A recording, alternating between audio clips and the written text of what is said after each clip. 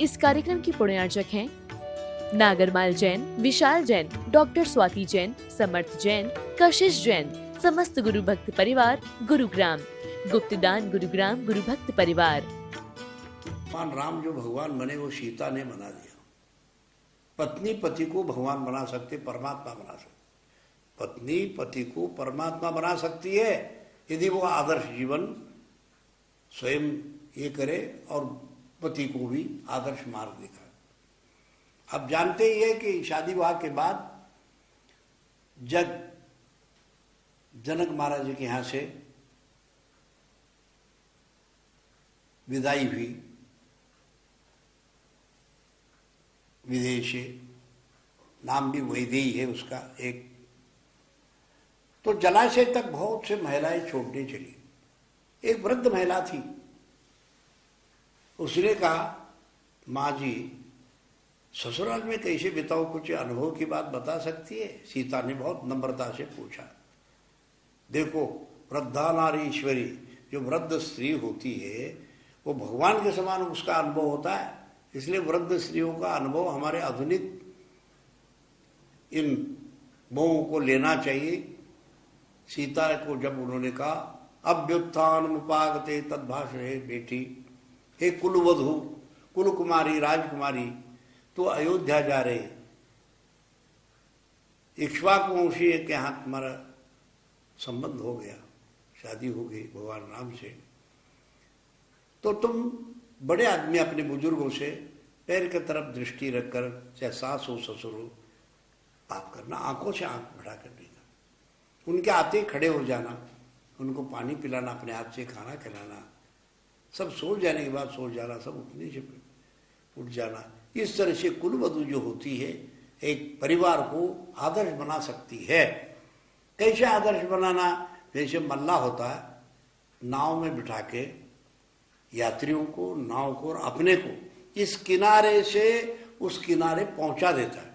इसी तरह से जो बहू होती है उसकी बड़ी जिम्मेदारी होती है, वो ससुराल से पियर, पियर से ससुराल, दोनों घराने को सुरक्षित और ऊंचा उठा सकती है। मान सम्मान के साथ दोनों घराने का वो आदर्श पैदा कर सकते हैं। ये सब अनुभव की बातें मिलने के बाद सीता पहुंची, स्वागत हो गया, आराम से रह रहे थे। दशरथ महाराज के मन में विचार आए, अब कितने दिन राज्य में बैठना, वृद्ध तो हो गए थे, और ये परिपाटी हमारे भारत में है हमेशा के लिए कानून नियम कि बड़े बेटे को राज देना। जैसे आदिनाथ भगवान थे, भरत, बाहुबली वगैरह बड़े बेटे थे, तो बड़े बेटे को उन्होंने राज्याभिषेक करके उनको सत्ता सौंप दिया, न्यायपूर्वक वो राज्य करते रहे। इसी तरह से राम, भरत, लक्ष्मण, शत्रुघ्न, चार जो भाई थे, बड़े ये होने से और आदर्श भी थे, उम्र भी बड़े थे, परिपक्व ज्ञान था, इसलिए उन्होंने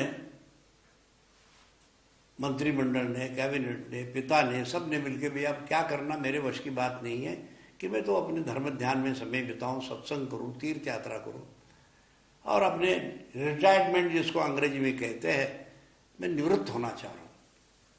तब तो सबने कहा बड़े बेटे को राज दे दो। प्रस्ताव पास हो गया, एक तरह से सबने हाँ भर ली, तैयारी चली,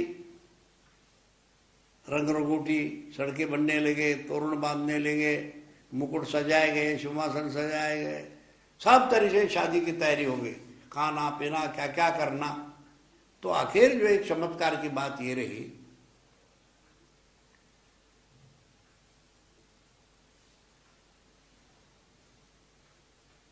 कि उनको संदेश अंतःपुर से ये मिल गया, बेटा तुझे हम दंडकारण्य का राज देना चाह रहे हैं और भरत को हम बिठाना चाह रहे हैं। इतने बड़े नम्र राम थे, पिता के आज्ञा को शिरोधार्य मान के, पिताजी मैं दंडकारण्य में ऋषि मुनि साधु सत्संगत में बिताऊंगा, आदिवासियों के साथ में खिल मिल के रहूंगा, पशु पक्षियों से मेरा संबंध रहेगा, मैं आनंद से तो शहर से स्वीकार कर लिया। जब जाने की तैयारी करने लगे तो लक्ष्मण ने पूछा भाई साहब क्या बात है? अरे पिताजी ने मुझे दंडकारण्य का राज दिया। तो लक्ष्मण बिगड़ गया। उन्होंने कहा दंडकारण्य का कोई राज होता भाई साहब? ये तो वनवास। बोले मेरे पिताजी वनवास देंगे ऐसे तुम्हारे मुंह से ले अच्छा नहीं लगता। पिताजी वनवास देंगे मुझे? दंडकारण्य नहीं भाई साहब, आप बैठो सिंहासन पर, मेरे हाथ में धनुष है, देखता हूँ कौन। नहीं, पीछे को। 22 रामायणों में, विविध रामायणों में बहुत सुंदर सुंदर भगवान राम के जीवन क्षेत्र का वर्णन है। वो आकाश जैसे विशाल करुणा में हृदय था राम का। पिता निष्ठ थे, धर्मनिष्ठ थे। बोले धनुष पीछे कर लिया। दोनों के बातचीत करते हुए सीता पहुंच गई। बोले क्या भाइयों की गुप्तगू चल रही, चर्चा चल रही? बोले हम दंडकारण्य जा रहे हैं। तो उन्होंने कहा मैं नहीं, वाल्मीकि महर्षि ने अपने रामायण में लिखा है। सीता ने कहा मैं नहीं, कंकर कांटे और हिंसर पशु पक्षी बहुत वहाँ दुख ही दुख है, तुम राजमहल में रहो, हम जल्दी आते हैं। सीता ने उत्तर दिया सामने खड़े होके, अग्रम गमिष्यामि कुशकंटका। हे पतिराज, कांटे कंकर संकट के समय मैं सब पैदल कुचलते आगे चलूंगी, संकट के समय आगे चलूंगी, और सुख वैभव हो तो आप आगे मैं पीछे। राम के माता बहुत हर्षित होने लगी। देखो पत्नी तो पत्नी ऐसी होगी। आखिर जो है वलकल रखा गया और होनार को भी टलता नहीं। अघटित घटितम घटेति विघटित जर्जरी कुरुते विधिदैवतानि घटित। मनुष्य एक चिंतन कर रहा है। बड़े बड़े ऋषि मुनियों ने मुहूर्त निकाले, लगन निकाले, कुंडली ये देख के सब हो गया, पर दैव ने वनवास का मुहूर्त निकाला था। दैव शक्तिशाली हो गया और पुरुषार्थ वही धरा रहा। ये होता ही है इसे। तो आखिर राम लक्ष्मण सीता वनवास के लिए चल पड़े। चलते चलते सूरज अस्त होने को आया। सीता ने पूछा अभी कितना चलना? राम बहुत घबरा गए। बोले पहले भी नहीं पूछ रही कि कितना चलना, 14 साल होगा क्या? तो लक्ष्मण देखो यहाँ कोई जगह, तो अग्नि रामायण में वर्णन है एक जगह में पत्ते साफ करके, जमीन साफ करके, वहाँ एक झरना था, वो पानी छान के पी लिया। 3 दिन पानी पी के रहे, जलाहा, न फल फूल खाना कुछ नहीं मिला, और फिर जमीन पर लेट गए।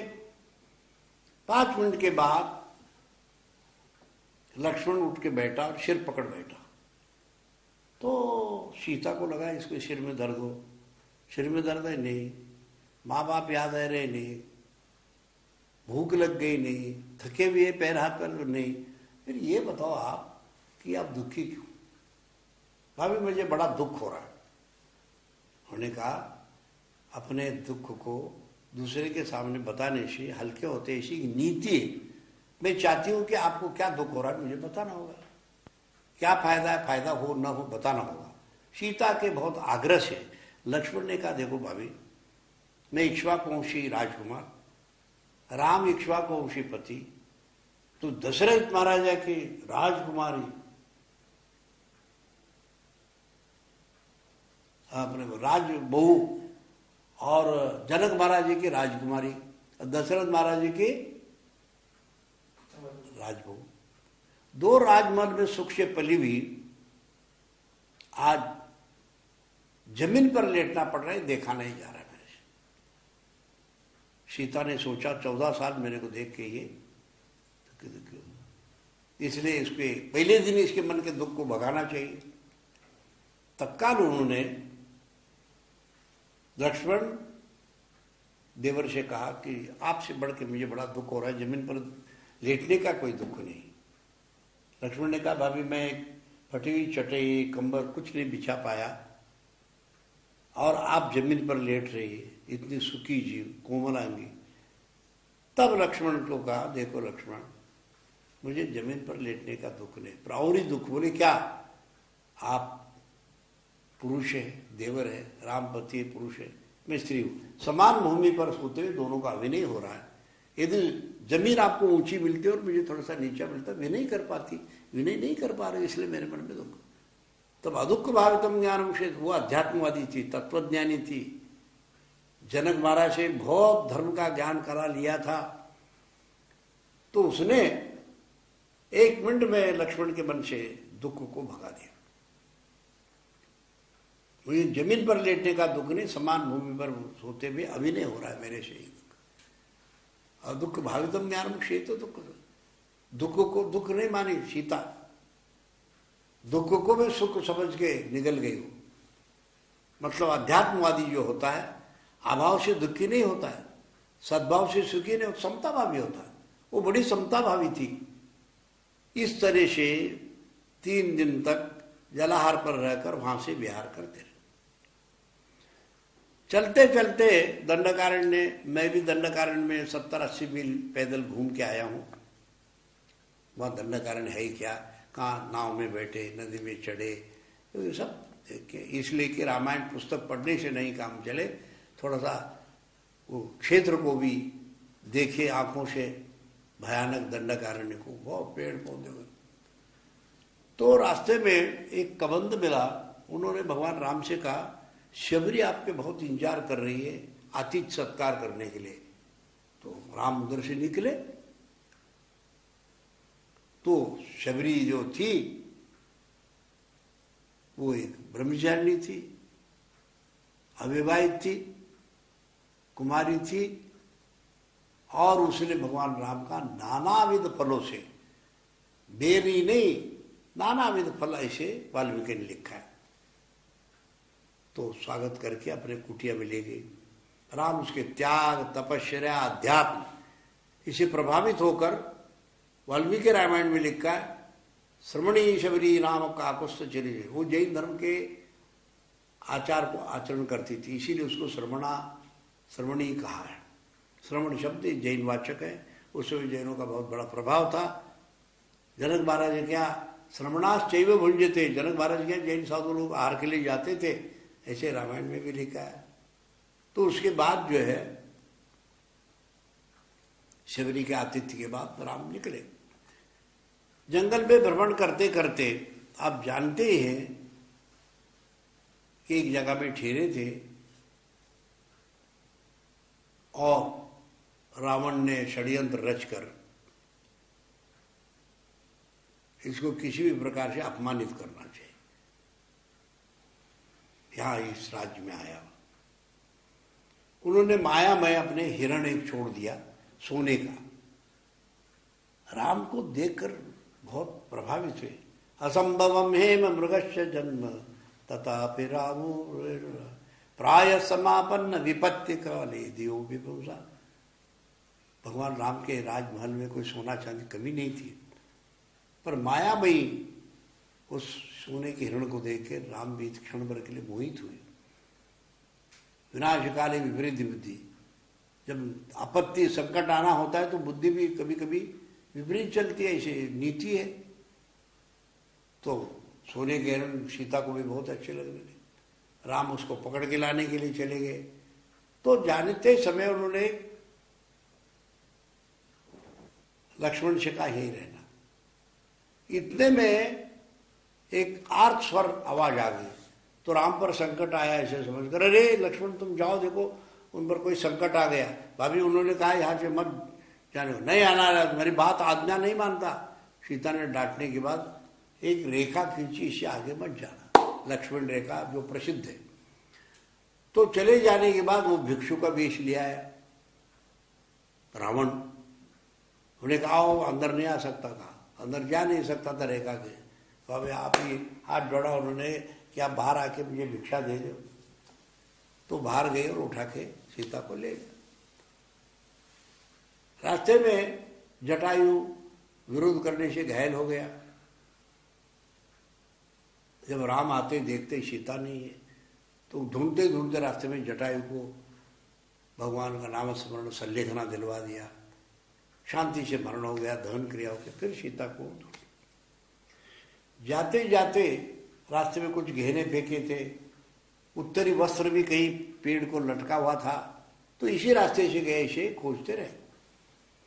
इतने में हनुमान जी को पता चला कि भगवान राम पर संकट है।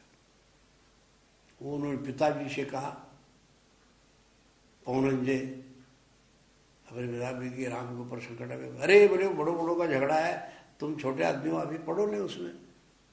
तो स्वयंभू रामायण में लिखा है पवनंजय और हनुमान जी की बातचीत आपस में। मैं छोटा हूँ, सांप छोटा होता है पर काटने से जहर चढ़ जाता है। समुद्र अथाह है पर मछली का बच्चा तैरने से थोड़ा डरता है। ऐसे बहुत प्रश्नोत्तर के बाद बच्चा तेरी मर्जी का हनुमान जी गए, राम से मिले, उन्हें भैया सीता का है धो लो। तो वो लंका में साधु का वेश बना करके उनके शरीर पर प्रभु नाम की एक विद्या थी और आखिर नगर को भ्रमण करके सीता के पास गए, पता लगाया और राम को संदेश दे दिया। राम ने उसको गले लगा लिया। बोले अभी क्या किया मैंने, सीता को तो लाया नहीं। अरे संदेश तो लाया। उसके बाद जो है वहाँ से युद्ध करके 75 दिन युद्ध चला। 15 दिन युद्ध बारिश के कारण बंद था और वहाँ से जब रावण बाण लगा मर गए तो शव के पास सब खड़े हुए, विभीषण भी था। तो एक सेनाधिकारी को गुस्सा आया, ठोकर मारने गए, ठोकर मत मारो कहा, यथा तो तथा वो हे विभीषण तेरे लिए बड़ा, मैं भी बड़ा भाई, मैं तो हमारे कार्य की सिद्धि हो गई। मंदोदरी में भगवान राम के भक्त बन गए। धन्या राम त्वया माता, धन्या राम त्वया धन्या था।